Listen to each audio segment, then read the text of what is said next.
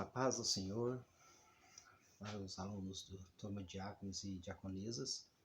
Nós estamos aqui mais para nosso vídeo aula e nós vamos dar continuidade agora ao livro de Êxodo e logo em sequência vamos entrar no livro de Levítico. Nós paramos como Moisés, ele foi para Midian. Chegando em Midian, ali ele tinha por volta de 40 anos de idade e foi reconhecido como um egípcio pelas filhas de Jetro, Reuel, seu sogro.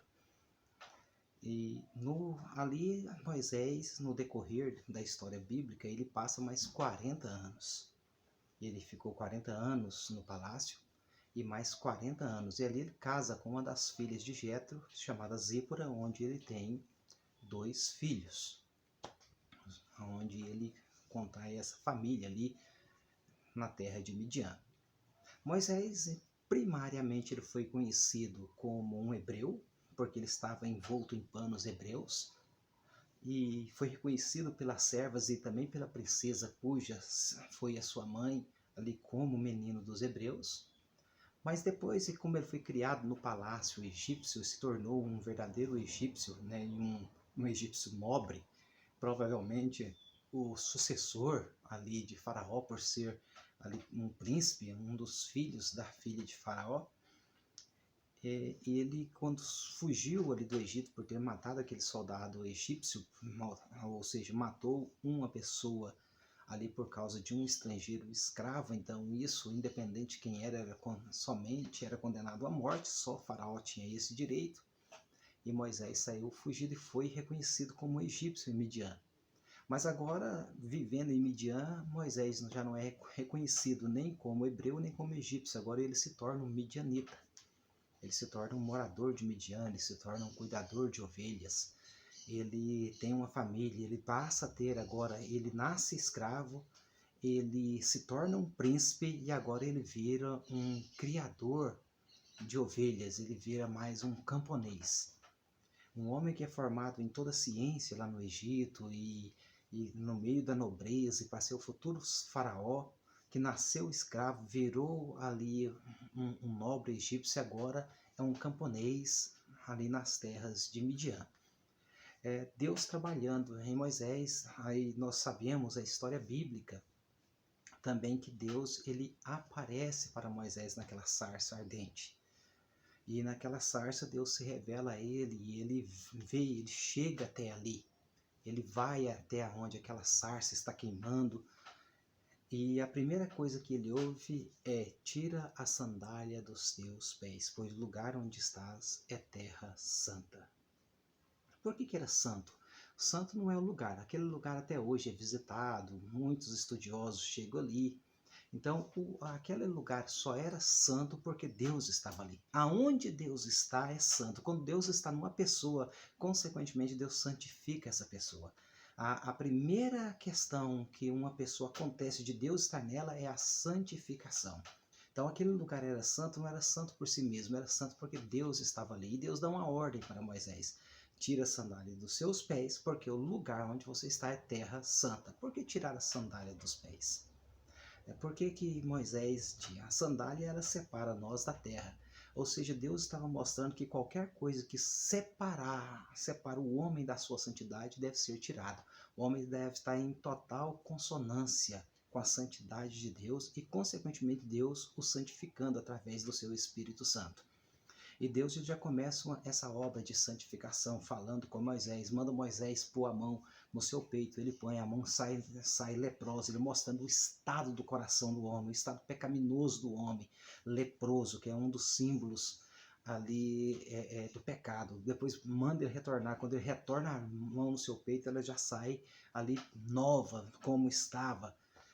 E Moisés estava com um cajado na mão, pois ele era um criador de ovelhas. Deus fala: joga essa vara no chão. Ele joga, ela se torna uma serpente e começa a correr atrás de Faraó, atrás de Moisés, perdão, começa a correr atrás de Moisés. E Deus fala: agora pega ela a cauda. Quando Moisés pega, era a vara, já não era a cauda. Por quê? Deus mostrando que um homem fora das mãos de Deus, ele tem apenas veneno, ele destila morte.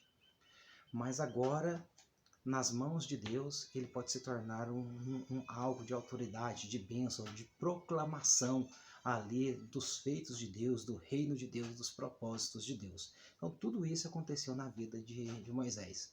E Moisés ali, ele chega também no Egito, ele vai a mandado de Deus, e ali, como nós conhecemos a história, os egípcios tinham um panteão de deuses. E os deuses do Egito começavam no rio Nilo. O rio Nilo era conhecido como deus da fertilidade, pois ali eles se plantavam nas margens do Nilo, jogava as suas sementes ali, depois, como Eclesiastes fala, lança o seu pão sobre as águas, depois de muitos dias as assarás. Na verdade, essa prática é uma prática egípcia, onde eles jogavam as sementes dos cereais, do trigo, daqueles que eles plantavam quando dava enchente do Nilo, e depois que a enchente acabava, como as águas vinham, trazia todos os nutrientes, eles nasciam ali as plantas, eles cultivavam e eles adoravam o Nilo. Ao invés de agradecer o Deus, eles confundiam a criatura com o Criador.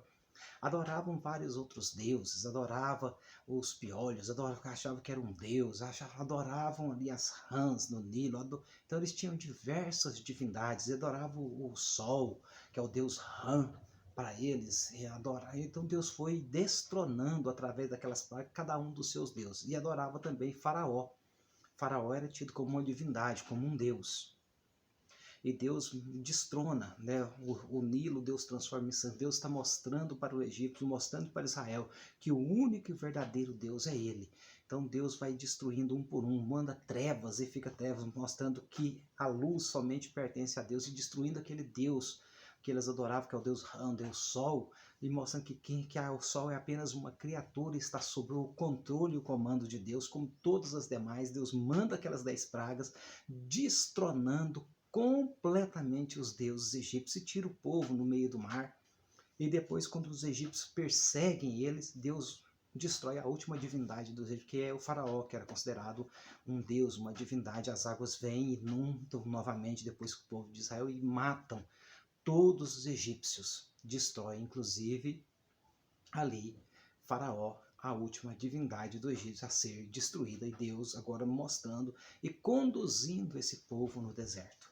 Deus começa ali, vai conduzindo esse povo, levando esse povo para a terra prometida, a terra que manda leite e mel.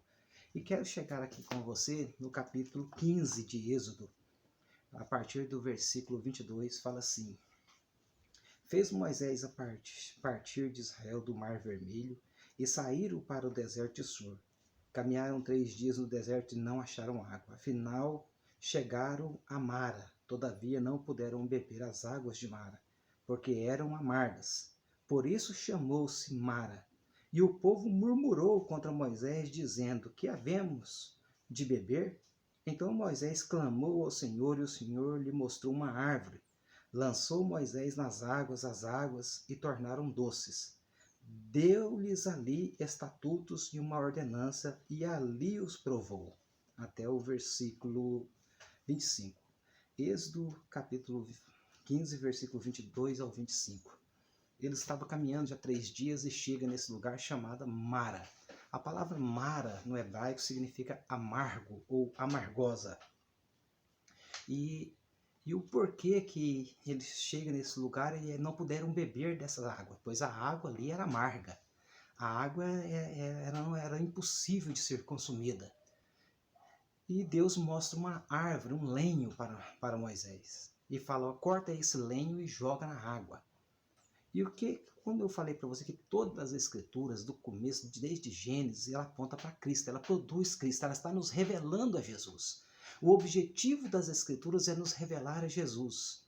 Desde a criação, em todos os aspectos, quando nós vamos ver lá, quando eles fizeram, matar o cordeiro pascal, passaram nas umbrais das portas, ali estava uma profecia e também uma tipologia, tipificando o sangue de Jesus, que vai nos proteger, que nos livra da morte, que nos dá vida, né? Mostrando todas as escrituras, mostrando, e aqui não é diferente. Nós mostrando a água amarga, é impossível de beber, Deus mostra um lenho e manda que cortasse esse lenho e jogava na água. O que uma árvore cortada jogar na água se torna ela doce? Deus fez isso. Deus estava mostrando que a nossa vida no pecado é uma vida amarga, É uma vida cruel e cruenta, é uma vida amargosa, é uma vida que não tem sabor, é impossível de ser bebida, mas a cruz de Cristo, o sacrifício perfeito de Jesus faz ela doce, nos faz desgustáveis diante de Deus, nos torna doce, nos torna saudáveis, nos torna santos, nos torna servos e filhos de Deus, nos faz retornar ali à casa do Pai. Então a cruz de Cristo, ela molda nosso estado de amargo para uma vida cheia de pureza e santidade. Então ali está apontando para a cruz de Cristo. Nossa vida é como essas águas amargas. Nossa vida, o pecado se torna nossa vida amarga, mas a cruz de Cristo, o sacrifício de Jesus, nos faz agora a ser aceitos diante de Deus pelo sacrifício de Jesus. E Ele nos redime, Ele nos dá uma nova vida. E isso todo o êxodo agora ele vai caminhando e chega até no final do êxodo, quando nós vamos ver o povo levando essa palavra que significa saída. E agora nós vamos começar o nosso novo livro, é apenas uma visão panorâmica, a nossa sala. Nós vamos entrar agora no livro de Levítico. Nós vamos adentrar agora no livro de Levítico. O livro de Levítico ele é um livro muito interessante. O livro de Levítico é um livro interessante, tem 27 capítulos. E o tema do livro de Levítico é santidade. É a santificação. Esse é o tema do livro de Levítico, é santidade. Aqui Deus ele dá instruções sobre o culto, sobre a adoração a Ele. O culto, todo culto aqui, ele é prestado segundo o que Deus mostra. Deus aqui ele dá a ordem para Moisés fazer a Arca da Aliança. Ele dá a ordem para fazer o tabernáculo, ele vai dando as ordens para Deus aonde esse tabernáculo era para ser posto, a região, o local, a localização, né? Todo o ornamento foi instituído por Deus, foi revelado por Deus, a maneira do culto, então, ou seja, todo o culto era ordenado por Deus. Aonde que eles deveriam parar, aonde que o acampamento, aonde que a tenda, aonde que o altar deveria ser posto, aonde o tabernáculo deveria ser erigido, a direção que o tabernáculo deveria estar, todos os ornamentos, a mesa da proposição, a quantidade de pães, ali o véu do templo, o pátio, o santo lugar, o santíssimo lugar, a arca da aliança, a tampa que chama o propiciatório. Tudo ali foi instituído por Deus. Deus está mostrando para que ele receba o culto. É ele quem dá as diretrizes do culto. Não sou eu que defino a maneira que eu quero adorar a Deus. Não sou eu que trago uma definição como eu quero, da maneira que eu quero, que eu acho, que entendo. Não, é Deus que dá as diretrizes, a maneira que ele deve ser adorado.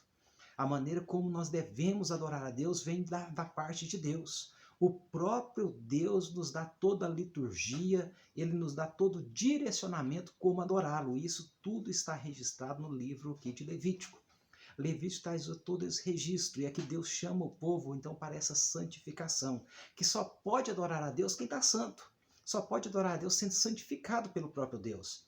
Alguém que não está santificado por Deus, ele não pode prestar uma adoração a Deus. Ele pode prestar uma liturgia, mas não a Deus, apenas se torna um ato litúrgico. Mas a adoração, por isso que o próprio Jesus falou que Deus está à procura dos verdadeiros adoradores, que o adorem em espírito, ou seja, que espírito, no espírito de Deus e em verdade. Ou seja, a verdade que é Cristo. Eu só posso adorar verdadeiramente a Cristo, eu posso adorar a Deus em Cristo.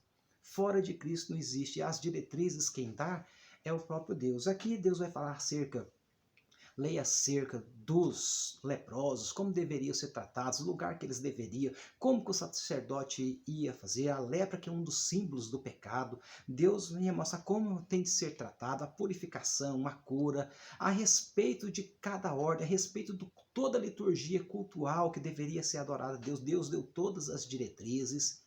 Deus é que falava a hora de partir, a hora de parar, aonde, a direção que o tabernáculo deveria ser erigido, como esse culto deveria ser feito, quando e a maneira que deveria ser feito, quais animais que eram postos para o sacrifício, o que deveria ser posto ali no altar para ser queimado, o que deveria ser jogado fora, o que deveria ser lançado fora do arraial.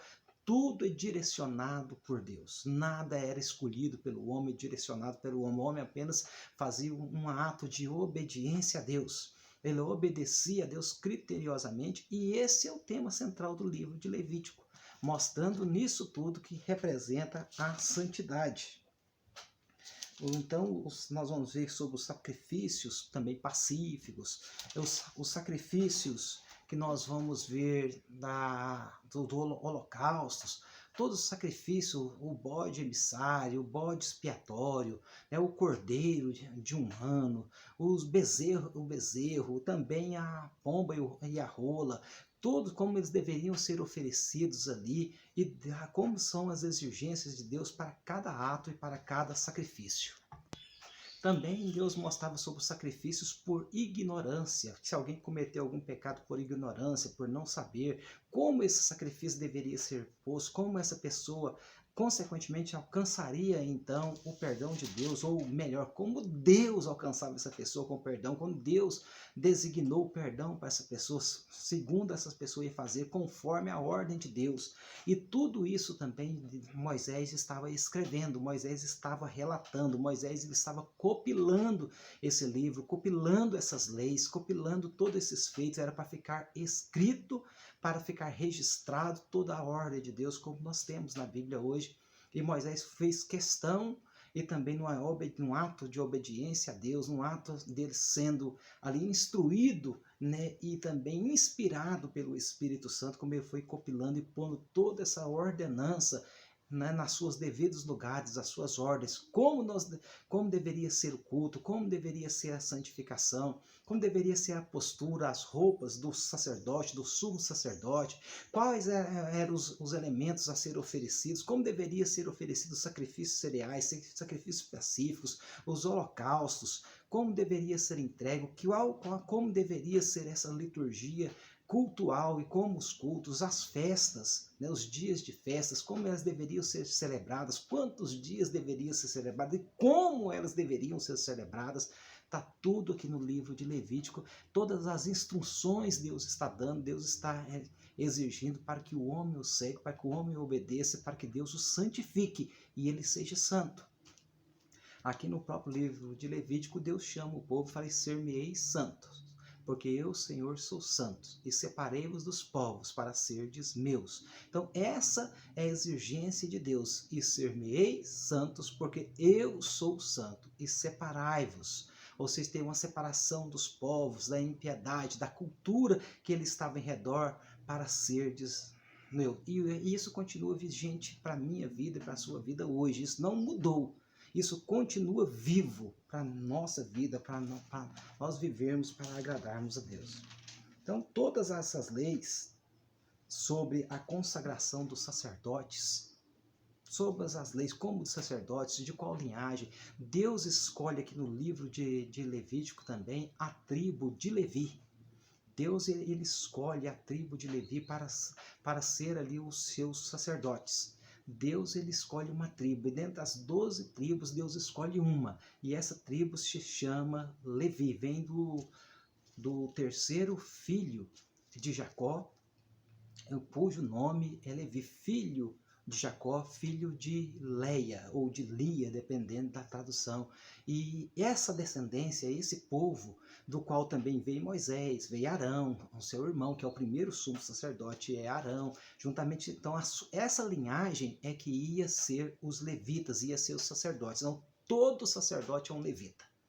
Nem todo levita é um sacerdote, mas todo sacerdote tinha de ser levita. Não podia ter nenhum outro sumo sacerdote ou sacerdote que não fosse da linhagem dos levitas. Então, porque Deus escolheu essa tribo para o seu sacerdócio. Então, essa tribo ali, ela não ia ter herança como as demais, ela não ia cultivar terra como as demais, ela não ia ficar ali preocupada com afazeres, como o afazer dessa tribo era cuidar das coisas do Senhor, ela ia ser sustentada pelas demais tribos, pelos dízimos, pelas as ofertas, ela ia ser sustentada pelas demais 11 tribos. As 11 tribos é quem ia dar sustentabilidade para essa tribo, e essa tribo ia ficar exclusivamente no trabalho do Senhor. ali ficar exclusiva para ir para fazer esse trabalho do Senhor. Então, para nós entender, então se torna ali essa tribo de muita importância, e toda a Bíblia vai falar muito dos levitas, né, sobre os sacerdotes levitas. A partir de Davi, os levitas eles começam a ter outras funções, as funções também dos louvores, da música. Infelizmente, hoje nós vamos ver que as pessoas falam levita, todo mundo que canta. Mas o trabalho essencial e primordial de um levita é ser sacerdote, é conduzir o povo, é um pastoreio do povo, é mostrar a lei, é pregar a lei,